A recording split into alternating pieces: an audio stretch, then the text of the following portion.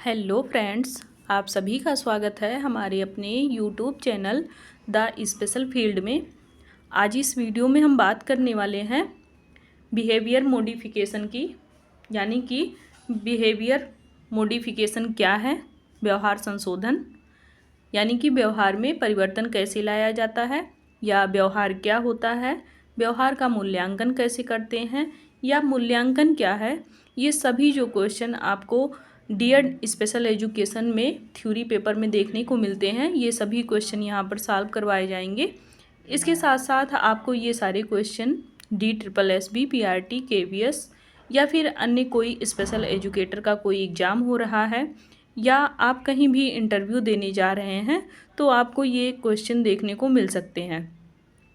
इसलिए आपको ये सभी वन लाइनर क्वेश्चन के रूप में यहाँ पर सॉल्व करवाया जा रहा है, और वीडियो देखना आप लोग बिल्कुल ना भूलें, ताकि भविष्य में जब कभी भी आपको थ्योरी एग्ज़ाम देना हो, या फिर आपको प्रैक्टिकल देना हो, या फिर आपको अन्य कोई वैकेंसी से रिलेटेड कोई एग्ज़ाम देना हो, तो फिर उसमें अगर ये सारे क्वेश्चन आ रहे हैं तो आप वहाँ पे भली बात कर ले जाएं। तो चलिए स्टार्ट करते हैं। व्यवहार संशोधन क्या है इसके बारे में जानते हैं। आप देख सकते हैं सबसे पहला क्वेश्चन पूछा गया है कि BM का पूरा नाम क्या है। आप लोगों ने सबसे पहले ये टॉपिक के रूप में ही जान लिया है कि व्यवहार परिमार्जन या व्यवहार संशोधन, व्यवहार में परिवर्तन, ये भी आप कह सकते हैं, जिसको बिहेवियर मॉडिफिकेशन बोला जाता है। ये इसका पूरा नाम है, बिहेवियर मॉडिफिकेशन। आगे बात करेंगे कि मूल्यांकन किसे कहते हैं। तो आप देख सकते हैं बच्चों को दिए जाने वाले कार्यक्रम की जो अवधि होती है, अवधि समाप्त होने के पश्चात उनका मूल्यांकन किया जाता है। इसके करने का उद्देश्य ये होता है कि बच्चे ने कितना सीखा। जैसे कि आप किसी भी बच्चे को पढ़ा रहे हैं, अगर आपने उसको महीने भर पढ़ाया, तो महीने भर में आपने उसका कितनी बार मूल्यांकन किया। आपने 2 बार किया, 3 बार किया, या हफ्ते पे किया, यानी कि 4 बार आपने उसका मूल्यांकन किया। आपने पहले उसे हफ्ते भर पढ़ाया, फिर आपने एक बार उसका टेस्ट लिया। उस टेस्ट में आप लोगों ने ये देखा कि बच्चे ने अभी तक कितना सीखा है और कहाँ कहाँ उसकी कमियाँ दिख रही हैं। तो फिर आप उस कमी को दूर करने के लिए दूसरे हफ्ते में भी उस कमी को दूर करते हुए आपने उसको पढ़ाया। फिर आपने दूसरे हफ्ते में उसका टेस्ट लिया, और वहाँ पर आपने देखा कि क्या वो बच्चा वो सारी चीज़ें सीख गया या नहीं सीखा, या अभी भी उसमें कोई कमी आ रही है। तो अगर कमी आ रही है तो फिर आप उसको दोबारा से दूर करने का प्रयास करेंगे। तो जो हम ये बार बार बच्चे का टेस्ट ले रहे हैं, तो इसका मतलब यही होता है कि उसका हम मूल्यांकन कर रहे हैं। इसका उद्देश्य यही होता है कि हम बच्चे के इम्प्रूव के बारे में जानेंगे, यानी कि बच्चा कितना सीख रहा है ये हमें नॉलेज होगा, और बच्चा जैसे जैसे सीखता जाएगा वैसे वैसे हम उसको आगे बढ़ाते जाएंगे। यानी कि पहले उसे हम सरल चीज़ों से जटिल की तरफ ले जाएंगे। ऐसा नहीं है कि हम सबसे पहले उसको सारे नियम कानून ही बता देंगे, तो फिर बच्चे के ऊपर प्रेशर पड़ेगा। तो हम सिखाने का तरीका भी अलग होगा, और यहाँ पर हम जो मूल्यांकन करेंगे उससे ये आंकड़ा लगा सकते हैं कि बच्चे ने क्या सीख लिया है और क्या अभी बाकी है, और हमें अब आगे क्या सिखाना है। तो ये मूल्यांकन होता है। आगे हम बात करेंगे कि मानसिक मंद बच्चों में देखे जाने वाले समस्या व्यवहार कौन कौन से होते हैं। तो समस्या व्यवहार आप लोगों को वैसे भी कुछ तो नॉलेज होगा ही। समस्या व्यवहार में आप देख सकते हैं कि कोई भी बच्चा होता है, अगर वे दूसरों के प्रति उग्र व्यवहार कर रहे हैं, तो वो किसकी कैटेगरी में आएंगे, वो समस्या व्यवहार की कैटेगरी में आएंगे। यानी कि दूसरों से वो अच्छे से बात नहीं कर रहा है, क्रोध कर रहा है उन पर, या उनके द्वारा बोले गए शब्दों को सुन नहीं रहा है, तो ये समस्या व्यवहार कहलाएगा। अस्त व्यस्त करने वाला व्यवहार, यानी कि मान लीजिए अगर कोई बच्चा है, क्लास में है, आप पढ़ा रहे हैं, उसी दौरान वो बिल्कुल भी पढ़ना नहीं चाह रहा है, सबको डिस्टर्ब कर रहा है, कॉपी फेंक रहा है, अपना बैग भी फेंक रहा है। तो इस प्रकार से सारे चीज़ों को अस्त व्यस्त कर देगा, और आपके पढ़ाने का जो टाइम होगा उस टाइम में वो पूरा आपको डिस्टर्ब करके रख देगा। तो ये समस्या व्यवहार कहलाता है बच्चे का। नेक्स्ट है कि अजीब व्यवहार, जैसे आप उसके साथ कोई व्यवहार कर रहे हैं और आपके साथ वो जैसा व्यवहार आप चाह रहे हैं कि बच्चा करे और वैसा व्यवहार नहीं कर रहा है, कुछ अलग सा ही व्यवहार कर रहा है, तो उसको अजीब व्यवहार बोलते हैं।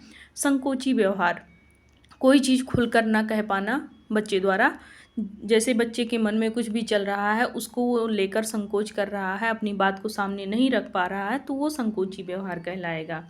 नेक्स्ट है विद्रोही व्यवहार। विद्रोही व्यवहार का मतलब ये कि अगर आप उससे बात करने का प्रयास कर रहे हैं तो बच्चा कोई चीज़ फेंक के आपको मार दे या फिर आपको गाली दे दे या फिर आपका विरोध करे वहाँ पे, तो ये विद्रोही व्यवहार कहलाएगा। अगला है विघटनात्मक व्यवहार, यानी कि आप उसको कितना भी कोई चीज़ सिखाने का प्रयास करें लेकिन वो सीखने का प्रयास अगर नहीं कर रहा है, यानी कि उसमें वो नहीं ढल रहा है, तो वो विघटनात्मक व्यवहार कहलाएगा। अगला है भयात्मक व्यवहार।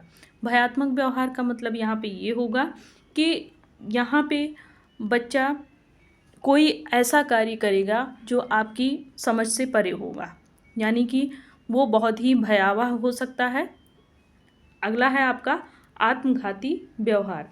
तो आत्मघाती व्यवहार का मतलब ये होता है कि इसमें ऐसे बच्चे होते हैं जो स्वयं को ही चोट पहुंचा देते हैं, यानी कि उन्हें ये ज्ञात नहीं होता है कि हम कर क्या रहे हैं और इससे हमें कितना नुकसान हो सकता है या कितना हम इससे चोटिल होंगे, हमें कितना जख्म आएगा, ये इन्हें ज्ञात नहीं होता है और ये स्वयं को ही चोट पहुंचाना प्रारंभ कर देते हैं, तो ये आत्मघाती व्यवहार कहलाता है। नेक्स्ट है कि व्यवहार की परिभाषा लिखें। अब व्यवहार क्या होता है इसके बारे में हम जानेंगे। किसी उत्तेजना के प्रति मानसिक एवं शारीरिक जो अनुक्रिया की जाती है उसी को क्या बोलते हैं, व्यवहार बोलते हैं। जैसे कोई आपसे बातचीत कर रहा है, उसके बातचीत करने का क्या लहजा है और आप किस लहजे में उससे बात कर रहे हैं, ये दोनों मायने रखता है। जैसे कि वो बहुत अग्रेसिव होकर आपसे बात कर रहा है, तब आप भी वहाँ बहुत ज़्यादा ऊर्जावान रहेंगे, बहुत ज़्यादा उत्तेजित रहेंगे, या आपसे कोई बहुत शालीनता से व्यवहार कर रहा है तो भी आप वहाँ पे बहुत ही शालीनता से व्यवहार करेंगे। तो या इसमें क्या देखा जाता है, व्यवहार के साथ साथ इसमें आपके मस्तिष्क तो शामिल होता ही है, लेकिन आपके पूरे शरीर का हाव भाव भी देखा जाता है, यानी कि जैसा आपका व्यवहार होता है वैसे आपके शरीर की एक्टिविटी भी यहाँ पे होती रहती है। ये जो एक्टिविटी होती है या व्यवहार जो किया जाता है, कभी कभी तो ये आपके अंदर से जागृत होती है, लेकिन कभी कभी ये बाहरी व्यवहार के रूप में भी दिखाई देता है। और व्यवहार को जो भी करता है, चाहे वो व्यक्ति हो बालक हो, उसके उस व्यवहार को देखा भी जा सकता है और कुछ व्यवहार को नहीं भी देखा जा सकता है। अब जैसे वो कैसा व्यवहार करने की सोच रहा है ये तो हम बाहर से नहीं जान सकते हैं, लेकिन अगर वो व्यवहार कर रहा है तो उसको हम प्रत्यक्ष रूप से देख सकते हैं, स्पष्ट रूप से देख सकते हैं। नेक्स्ट क्वेश्चन है हमारा कि व्यवहार कितने प्रकार के होते हैं, उनके नाम बताएं। तो व्यवहार आपके दो प्रकार के होते हैं, एक कौशल व्यवहार होता है, एक समस्यात्मक व्यवहार होता है। नेक्स्ट क्वेश्चन है कि व्यवहार समस्याओं के विश्लेषण के लिए कौन से मॉडल बनाए गए हैं। यहाँ पे आप थोड़ा सा मिसप्रिंट है, कौन से मॉडल बनाए गए हैं, तो इसमें ABC मॉडल बनाए गए हैं, दूसरा केनफर और सैरुलो मॉडल, केनफर और सैरुलो मॉडल बनाया गया है। तो इसमें दो प्रकार के मॉडल हैं जो व्यवहार को विश्लेषण करते हैं। नेक्स्ट है कि ABC का पूरा नाम लिखें। तो ABC का पूरा नाम आप दे सकते हैं, इसको हिंदी में क्या बोलते हैं, पूर्वगामी व्यवहार परिणाम, और इंग्लिश में इसको एंसीडिएंट बिहेवियर कॉन्सिक्वेंसेस, ये इसको बोलते हैं। ABC का पूरा नाम ये है, हिंदी में पूर्वगामी व्यवहार परिणाम। नेक्स्ट है कि बिहेवियर मैनेजमेंट प्रोग्राम टीचिंग, ये कितने प्रकार का होता है, यानी कि समस्यात्मक व्यवहार प्रबंधन जो है ये कितने प्रकार का होता है। तो ये दो प्रकार का होता है, एक पनिशमेंट होता है, एक नॉन पनिशमेंट होता है। एक आप किसी बच्चे को थोड़ी बहुत सज़ा देकर उसको सिखा सकते हैं, उसके व्यवहार को परिमार्जन कर सकते हैं। एक आप उसको बिना कोई सज़ा दिए उसके व्यवहार में परिवर्तन ला सकते हैं। बच्चे के व्यवहार प्रबंधन के मूल्यांकन का एक तरीका बताओ। तो एक तरीका आप देख सकते हैं कि बच्चे के व्यवहार को संशोधन करके, यहाँ भी मिसप्रिंट है, तो बच्चे के व्यवहार में अगर आप परिवर्तन कर रहे हैं तो उसके द्वारा भी फिर मूल्यांकन उसका किया जा सकता है कि कितना उसने उस व्यवहार को सीखा है। नेक्स्ट क्वेश्चन है कि केस फर्स्ट की डेट ऑफ बर्थ क्या है। तो ये एक बच्चे पर किया गया है, कोई भी व्यवहार संशोधन अगर किया गया है तो वो आपने किस डेट में किया है ये यहाँ पे बताया गया है। अगर आप ऐसे इस तरीके से किसी का चार्ट तैयार कर रहे हैं, जैसे किसी बच्चे पे व्यवहार संशोधन कर रहे हैं, तो आप उसका एक पूरा चार्ट बनाएंगे। तो उस किस डेट से लेकर के किस डेट तक आप उस बच्चे पर कार्य कर रहे हैं ये तैयार किया जाता है। तो वही डेट यहाँ पे एक दी गई है। ये कोई भी डेट हो सकती है, कोई ज़रूरी नहीं है कि यहाँ पे जो डेट लिखा है यही डेट हो। अगला है कि बच्चे के व्यवहार को कम करने के लिए कौन सी क्रियाएं अपनाई जाती हैं। तो यहाँ पे देख सकते हैं, सबसे पहले प्ले एक्टिविटी कराया जाता है, यानी कि खेल गतिविधियाँ कराया जाता है। छोटा बच्चा अगर है तो उसको सबसे पहले हम खेल के माध्यम से सारी चीज़ों को सिखाने का प्रयास करते हैं और उसको खेल के माध्यम से ही बहुत सारी चीज़ें हम सिखा देते हैं, उसके व्यवहार में भी परिवर्तन करते रहते हैं। जैसे खेल के माध्यम से ही उसको बता देते हैं कि सुबह में जब उठते हैं तो माता पिता को प्रणाम करते हैं, उनके पैरों को छूते हैं, और जब आप नहा धोकर तैयार हो जाते हैं, स्कूल के लिए रेडी हो जाते हैं, तो भी फिर माता पिता के पैर छू करके हम स्कूल को जाते हैं। तो ये हम खेल के माध्यम से सिखा सकते हैं, यानी कोई छोटा सा बच्चों के मध्य ही नाटक करा करके, या फिर उन्हें इसी प्रकार से कोई वीडियो वगैरह दिखा करके हम उस प्रक्रिया को लागू कर सकते हैं जो हम बच्चे को सिखाना चाह रहे हैं। अगला है जल एक्टिविटी, वाटर एक्टिविटी। ऐसे जैसे आप पढ़ा रहे हैं बच्चे को, तो उसमें पानी ज़्यादा ना खर्च हो, ये अगर टॉपिक हमें समझाना है तो हम बच्चों को उसकी क्रिया करवा करके हम बच्चे को सिखा सकते हैं। बच्चा अगर हमें जितनी ज़रूरत है पानी की उतना ही हम इस्तेमाल करेंगे तो इस धरती पर पानी बना रहेगा, नहीं तो फिर एक दिन ऐसा आएगा कि पानी ख़त्म हो जाएगा। तो ऐसी एक्टिविटी करा करके हम बच्चे को कुछ भी सिखा सकते हैं। अगला है लीफ पेंटिंग, यानी कि पत्तियों को कलर करना और पत्तियों की पहचान कराना। तो आप जिस इन्वायरमेंट में रह रहे हैं वहाँ से विभिन्न प्रकार के पत्तियों को तोड़ कर ला कर वो उस पर पेंटिंग करना सिखा सकते हैं और उसके शेप्स वगैरह भी बच्चे को बता सकते हैं। नेक्स्ट है कि थंब पेंटिंग, जैसे बच्चे को कोई चीज़ सिखाना है कि वेल डन या फिर बहुत अच्छा शाबाश, तो उसके अंगूठे को कलर कर दीजिए, फिर उससे इंडिकेट करके आप बता सकते हैं कि ऐसे दूसरे को हम शाबाशी देते हैं या फिर उसको उत्साह देते हैं ऐसे अंगूठा कर करके, तो फिर उसको कलर कर दीजिए उसके अंगूठे को, तो फिर उसका ध्यान उस पर बना रहेगा। नेक्स्ट है कि रंग करके, यानी कि कलरिंग करके भी, जैसे आप विभिन्न प्रकार के फिगर वगैरह बना के या फिर कार्टून वगैरह बना करके उसको कलरिंग करने को देंगे तो भी बच्चा उससे बहुत कुछ सीख सकता है। तो ये सारी जो गतिविधियाँ होती हैं इससे भी बच्चे के व्यवहार को संशोधन किया जा सकता है या उसके व्यवहार को परिवर्तन किया जा सकता है। अगला क्वेश्चन है हमारा कि साइकोलॉजी को कौन सा विज्ञान कहकर संबोधित किया गया है। तो साइकोलॉजी को सबसे पहले जो बोला गया था वो आत्मा का मनोविज्ञान बोला गया था, और उसके बाद अगर हम देखें तो मनोविज्ञान की परिभाषा भी यहाँ पर पूछा गया है। तो मनोविज्ञान की जो परिभाषा है वो यहाँ पे स्किनर के अनुसार बताया गया है कि मनोविज्ञान जीवन को विविध परिस्थितियों के प्रति प्राणी की प्रतिक्रियाओं का अध्ययन करता है, यानी कि जो मनोविज्ञान है वो पूरे समय एक जो भी व्यक्ति या बालक होता है उसके जो द्वारा जो भी क्रियाएं की जाती हैं या व्यवहार किए जाते हैं उन सभी का यहाँ पे अध्ययन किया जाता है। और प्रतिक्रियाओं अथवा व्यवहार से तात्पर्य प्राणी की सभी प्रकार की प्रतिक्रियाओं का समायोजन कार्यों तथा अनुभव से है, यानी कि अगर कोई बालक है तो वो धीरे धीरे क्रियाओं को करता है और उन्हीं क्रियाओं को करके सीखता है, यानी कि बिना किए वो उस चीज़ को अच्छे से नहीं सीख सकता है। सीख तो सकता है लेकिन अच्छे से नहीं सीख सकता है। अगर उसे अच्छे से सीखना है तो फिर उस क्रिया को करके ही सीख सकता है।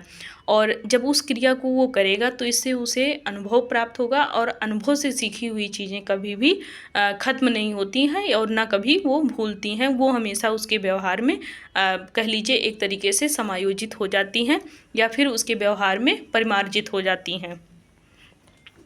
नेक्स्ट हमारा जो क्वेश्चन है वो है कि शैक्षिक मनोविज्ञान की परिभाषा दो।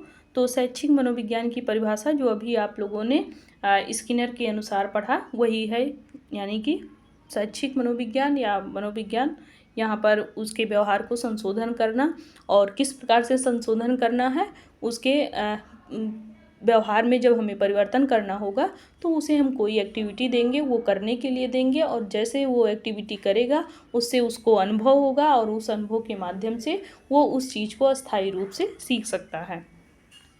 अगला है कि शिक्षा मनोविज्ञान के क्षेत्र कौन कौन से हैं। अब हम बात करें शिक्षा मनोविज्ञान का क्षेत्र, तो आप देख सकते हैं इसमें आपके शिक्षा मनोविज्ञान में शिक्षार्थी भी शामिल होगा, सीखने की जो प्रक्रिया होगी वो भी इसमें शामिल होगी, और शिक्षक का शिक्षण व्यवहार यानी कि शिक्षार्थी तो शामिल होगा ही। जैसे कि इसमें क्या होता है कि शिक्षा मनोविज्ञान में आपके सबसे पहले तो बालक इम्पॉर्टेंट होता है, उसके बाद उसके सीखने की प्रक्रिया पर ध्यान दिया जाता है कि बच्चा किस प्रकार से सीख सकता है, इस पर विशेष ध्यान दिया जाता है। फिर शिक्षक जो है वो किस प्रकार से जो शिक्षा प्रदान करना चाह रहा है वो बच्चे तक पहुंचा सकता है या बच्चे को उसमें पारंगत बना सकता है, ये उसके विधि पर देखा जाता है, यानी कि उसके शिक्षण विधि और उस बालक के प्रति उसका व्यवहार देखा जाता है। ये तीनों चीज़ें मोस्ट इम्पॉर्टेंट होती हैं शिक्षा मनोविज्ञान में। इसके बाद आपका क्वेश्चन है कि शिक्षा मनोविज्ञान की विधियाँ कौन कौन सी हैं। तो इसमें सबसे पहले जो विधि है वो निरीक्षण विधि है, यानी कि जो भी कार्य आप दें उसका प्रॉपर आप निरीक्षण करते रहें बालक का। इसके बाद प्रेक्षण विधि है, फिर आपका प्रायोगिक विधि है, नैदानिक विधि है, आनुवांशिक तथा विकास परक विधि है, और इसके साथ में आपका लास्ट है मनोविश्लेषण विधि। अगर आपको कोई भी शब्द नहीं समझ में आ रहा है तो आप पूछ सकते हैं, और जैसे इसमें बच्चे का निरीक्षण करके उसको प्रयोग में शामिल कर करके या फिर जो चीज़ें उसको समझ में नहीं आ रही हैं उसका निदान करके फिर उसके आनुवांशिक अगर कोई प्रॉब्लम आ रही है तो फिर उस चीज़ को दूर करते हुए उसके घर से रिलेटेड चीज़ों को आप उसके सामने रखेंगे, या फिर उसके घर की भाषा में उसके सामने कोई चीज़ रखेंगे तो फिर वो सीखने में पारंगत हो सकता है। नेक्स्ट है आपका कि इंटरवेंशन क्या होता है।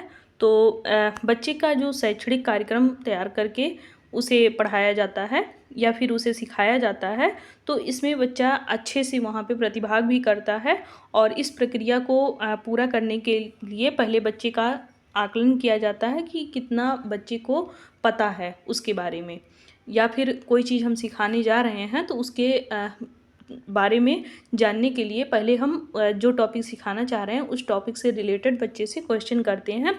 इससे हमें ये पता चल जाता है कि बच्चे को कितना कुछ पता है उसके बारे में।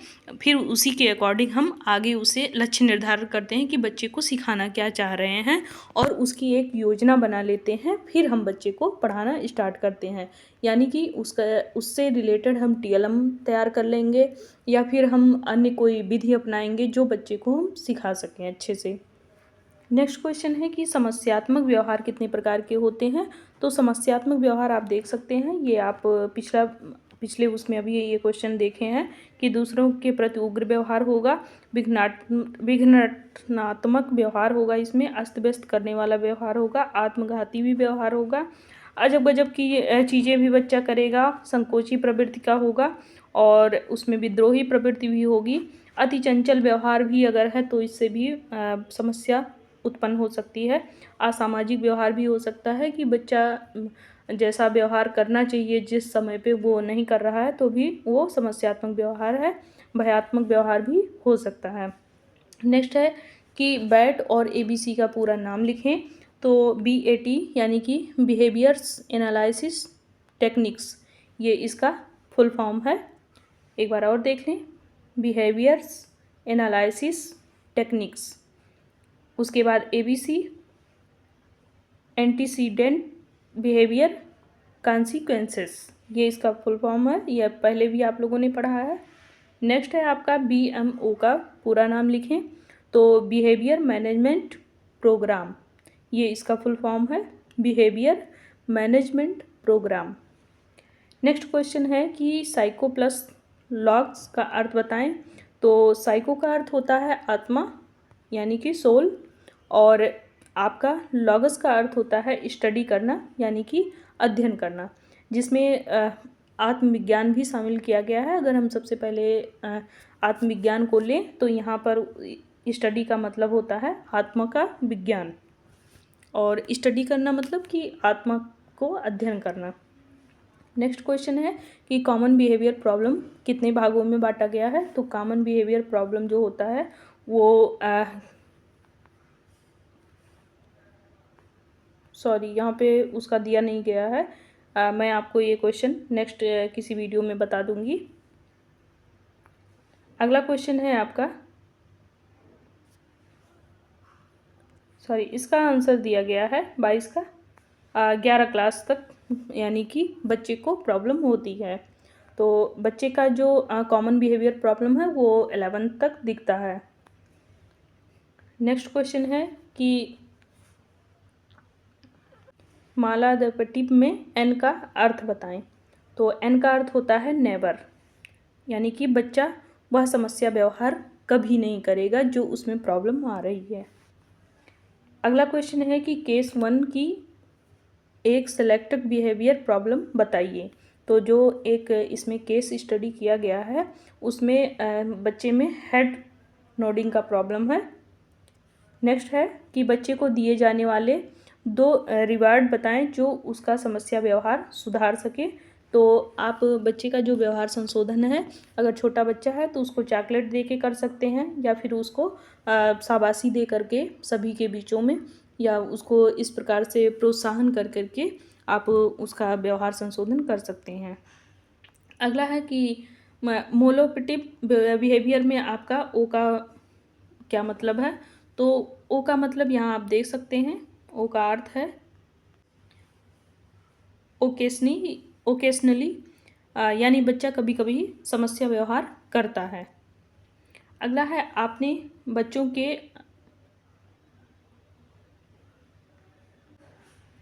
यहाँ पे एक शब्द लिखा गया है जो कि समझ से परे है, और आपने किस प्रकार दी। तो ये समझ में थोड़ा सा कम आ रहा है क्वेश्चन, तो आप इसका आंसर देख सकते हैं समय में निरंतर बढ़ोतरी करते हुए। तो जैसे बच्चे के व्यवहार में आप परिवर्तन करना चाह रहे हैं तो उसमें समय लगेगा, और समय में आप धीरे धीरे परिवर्तन कर रहे हैं तो फिर बच्चे का व्यवहार भी परिवर्तन होता रहेगा। अगला क्वेश्चन है कि क्रो एंड क्रो के अनुसार शिक्षा मनोविज्ञान की परिभाषा दें। तो क्रो एंड क्रो के अनुसार होता है कि शिक्षा मनोविज्ञान एक व्यक्ति के जन्म से लेकर उसके पूरे वृद्धावस्था तक जो उसने सीखा होता है या अनुभव किया होता है, ये वहाँ पे पूरा वर्णन करता है। यानी कि कोई भी व्यक्ति या बालक है तो उसके जन्म से ले करके हम उसके वृद्धावस्था तक उसको एनालिसिस करते हैं, और उसने क्या सीखा अपने पूरे जीवन में, क्या अनुभव किया, वो सभी चीज़ एक जगह पे उतारा जाता है, यानी उसकी पूरी एक व्याख्या की जाती है। नेक्स्ट क्वेश्चन है कि FA का पूरा नाम बताएं। तो फंक्शनल एनालिसिस इसका पूरा नाम होता है। और अगला क्वेश्चन है CBP का फुल फॉर्म लिखें। तो इसका मतलब होगा कॉमन बिहेवियर प्रॉब्लम। आगे बात करेंगे कि अभिवृद्धि का कार्यकाल क्या होता है। तो ये जन्म से 18 वर्ष का कार्यकाल होता है, यानी कि जो हम वृद्धि कर रहे होते हैं, एक मनुष्य जो वृद्धि कर रहा होता है वो 0 से 18 वर्ष तक करता है। किसी उत्तेजना के प्रति मानसिक एवं शारीरिक अनुक्रिया करना ही क्या कहलाता है, उसका व्यवहार कहलाता है। अगला क्वेश्चन है कि व्यवहार के बाद की स्थिति क्या कहलाती है। तो वो परिणाम कहलाती है। नेक्स्ट क्वेश्चन है कि समस्या व्यवहार कितने प्रकार का होता है। तो वो 2 प्रकार का होता है, एक बाह्य होता है, एक अंतर्मुख होता है। नेक्स्ट है कि मनोविज्ञान में लॉगस का अर्थ क्या है। तो उसका मतलब होता है स्टडी करना। अगला क्वेश्चन है कि व्यवहार किसके द्वारा होता है। तो उद्दीपक के द्वारा होता है या फिर बच्चे के माध्यम से किया जाता है, जिसको प्रासंगिक भी बोलते हैं। असाधारण बच्चे कौन होते हैं। जो विशेष बच्चे होते हैं, यानी कि जो दिव्यांग बच्चे होते हैं उन्हीं को असाधारण बच्चे भी बोलते हैं। नेक्स्ट क्वेश्चन है कि शिक्षा का आधार क्या है? तो सीखने की जो प्रक्रिया होती है उसी को सीखने का आधार बोलते हैं। सीखने की प्रक्रिया को ही शिक्षा का आधार बोलते हैं। नेक्स्ट क्वेश्चन है कि व्यवहारवाद का गठन कब हुआ था? तो ये 1913 ईस्वी में हुआ था व्यवहारवाद का गठन। अगला क्वेश्चन है कि आपका संसार में पहला राष्ट्रीय मनोवैज्ञानिक संघ कौन है? तो ये अमेरिकन संघ है, जो कि संसार में सबसे पहला मनोवैज्ञानिक संघ बना था। अगला क्वेश्चन है कि किसी भी व्यवहार का कार्य विश्लेषण करने के लिए किस चीज़ का उपयोग किया जाता है? तो वहाँ पे मॉडल का उपयोग किया जाता है। अगर किसी चीज़ को सिखाना है बच्चे को, उसके व्यवहार में परिवर्तन लाना है, तो TLM वहाँ पर आपको ले जाना आवश्यक होगा। अगला है कि दो धार वाले हथियार के रूप में किसको जाना जाता है? तो उसको व्यवहार प्रबंधन के रूप में जाना जाता है, यानी कि व्यवहार में भी संशोधन कर रहे हैं और व्यवहार के लिए क्या प्रबंध कर रहे हैं, ये दोनों यहाँ पे आपके दो धार वाले हथियार के रूप में कार्य करते हैं। अगला क्वेश्चन है कि व्यवहार प्रबंधन कार्यक्रम का पहला चरण क्या है? तो सबसे पहले हम बच्चे में कौन सी समस्या है और क्या समस्या आपको दिख रही है, उस चीज़ की पहचान करना होता है। नेक्स्ट क्वेश्चन है कि कौशल व्यवहार कितने प्रकार का होता है? तो वो 7 प्रकार का होता है। अगला है कि अनोखा व्यवहार समस्या व्यवहार के किस प्रकार में आता है? तो जो अनोखा व्यवहार होता है ये समस्या व्यवहार के अंतर्मुखी व्यवहार में आता है, यानी कि वो आंतरिक होता है जो अनोखा व्यवहार करता है। DRI का पूरा नाम क्या है? तो विपरीत व्यवहार का विभेदीय पुनर्वलन, ये इसका हिंदी नाम है। नेक्स्ट है कि मनोविज्ञान शब्द की उत्पत्ति जो हुई वो किस भाषा में हुई? तो वो लैटिन भाषा में हुई है। अगला है कि मनोविज्ञान के 2 लक्ष्य बताएं। तो वो बालक की विशेष योग्यताओं का अध्ययन करना, यानी कि बालक में क्या विशेष है इस चीज़ पर स्टडी करना होता है। उसके ध्यान को और उसके रुचि को भी यहाँ पे स्टडी करना होता है, ये आपका दूसरा है। नेक्स्ट क्वेश्चन है कि शिक्षा मनोविज्ञान के 2 महत्व बताएं। तो सबसे पहले बच्चे को स्वयं समझने का यहाँ पे समय देना चाहिए। फिर उसके बाद सबसे पहले जो शिक्षक हो उसको स्वयं समझना चाहिए, फिर बालक को समझने में समय देना चाहिए। अगला क्वेश्चन है कि समस्या व्यवहार के 2 प्रकार बताएं। तो वो दूसरों के प्रति उग्र हो जाना या फिर विघटनात्मक व्यवहार, कि आप कितना भी सिखाने का प्रयास करें बच्चा सीखने में राजी ना हो, या फिर उसे एक एक करके कोई स्टेप बाय स्टेप कोई चीज़ सिखा रहे हो जो कि व्यवहार के अंतर्गत आ रहा हो। अगला क्वेश्चन है आपका WAIS का पूरा नाम लिखो। तो इसका आप देख सकते हैं, फेसेलर एडल्ट इंटेलिजेंस स्केल इसका पूरा नाम है। अगला क्वेश्चन है व्यवहार प्रबंधन कार्यक्रम के चरण बताएं। तो इसमें जो भी समस्या हो बच्चे की उसकी पहचान करना, फिर जो समस्या हो उसको अभिव्यक्त करना। अगला है कि व्यवहार प्रबंधन कार्यक्रम की जो टेक्निक्स होती हैं वो कौन कौन सी हैं। तो एक आप जान सकते हैं कि पनिशमेंट होता है, एक नॉन पनिशमेंट होता है।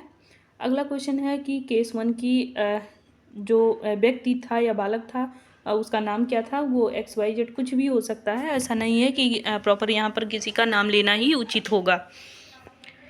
नेक्स्ट है कि ये केस 1 से ही पूछा गया है, तो ये एक केस पे स्टडी किया गया है, उसके बारे में पूछा गया है और ये भी क्वेश्चन आपको पता ही है। फिर शिक्षा मनोविज्ञान की परिभाषा ये भी आप लोगों ने जान लिया है।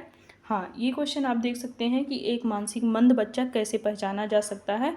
तो उसके व्यवहार में अगर आपको समस्या दिख रही है या तो आप उसको पहचान सकते हैं, यानी कि बिहेवियर प्रॉब्लम उसमें दिखेगी। अगला है ADL का पूरा नाम। तो एक्टिविटी ऑफ डेली लिविंग, ये इसका पूरा नाम होता है। नेक्स्ट क्वेश्चन है कि आपके मॉडरेट कैटेगरी वाले जो केस हैं कोई एक प्रॉब्लम बताओ। तो जो मॉडरेट केस के बच्चे होते हैं उनमें सबसे ज़्यादा बैठने की कठिनाई दिखती है, वो एक जगह बैठ नहीं पाते हैं और बैठने में भी प्रॉब्लम होती है उनको। अगला क्वेश्चन है कि DD का पूरा नाम बताएं। तो डेवलपमेंट डिले, यानी कि विकास में रुकावट या विकासात्मक देरी, ये भी बोल सकते हैं। फिर अगला है कि शिक्षा मनोविज्ञान क्यों ज़रूरी है? तो स्वयं को समझने को और बच्चे को समझने को, ये दोनों चीज़ें ज़रूरी होती है, अभी आपने पिछले उसमें पढ़ा। ये भी आपने पढ़ लिया है। ये आप देख सकते हैं कि आकलन के माध्यम से क्या पता लगाया जा सकता है, तो बच्चे में कितनी क्षमता है इसका हम पता आकलन के माध्यम से लगा सकते हैं। आगे बात करेंगे तो समस्यात्मक जो व्यवहार है, समस्यात्मक व्यवहार को मानने से पहले व्यवहार के कितने पक्षों पर विचार किया जाना चाहिए। तो यहाँ आप देख सकते हैं 3 पक्षों पर व्यवहार किया जाना चाहिए।